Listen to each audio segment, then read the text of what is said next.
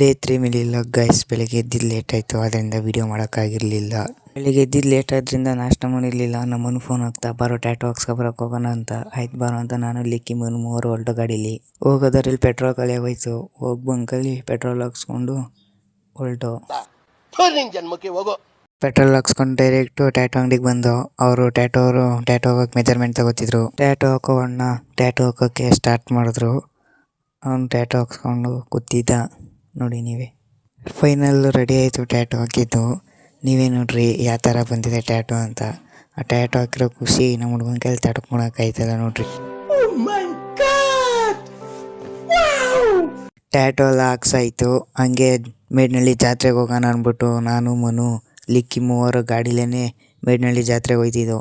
ನೋಡಿದ್ರೆ ತುಂಬ ಜನ, ಫುಲ್ಲು ರೋಡಲ್ಲೇ ಜಾತ್ರೆ ಇಟ್ಕೊಬಿಟ್ಟಿದ್ದಾರೆ ಇವರು.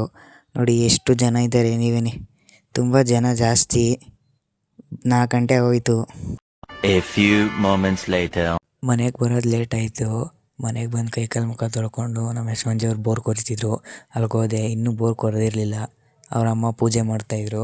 ನಾನು ನಿಂತ್ಕೊಂಡು ವಿಡಿಯೋ ಮಾಡ್ತಾಯಿದ್ದೆ ಪೂಜೆ ಮಾಡೋದನ್ನ. ಪೂಜೆ ಎಲ್ಲ ಮುಗ್ದಾಯಿತು.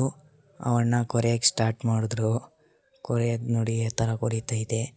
ಆ ಬಿರಿಟ್ಟು ಬೇರೆ ಚೇಂಜ್ ಮಾಡಬೇಕಾಯ್ತು. ಅವಣ್ಣ ಬಿಲ್ ಚೇಂಜ್ ಮಾಡೋಕ್ಕೆ ಅವ್ರನ್ನ ಕರೆದು ಅವ್ರು ಬಂದು ಬಿಲ್ ಚೇಂಜ್ ಮಾಡ್ತಾಯಿದ್ರು. ಇವತ್ತಿಗೆ ಇಷ್ಟೇ. ನೆಕ್ಸ್ಟ್ ವೀಡಿಯೋದಲ್ಲಿ ಸಿಗ್ತೀನಿ guys. Thank you so much. Thank you for watching, guys.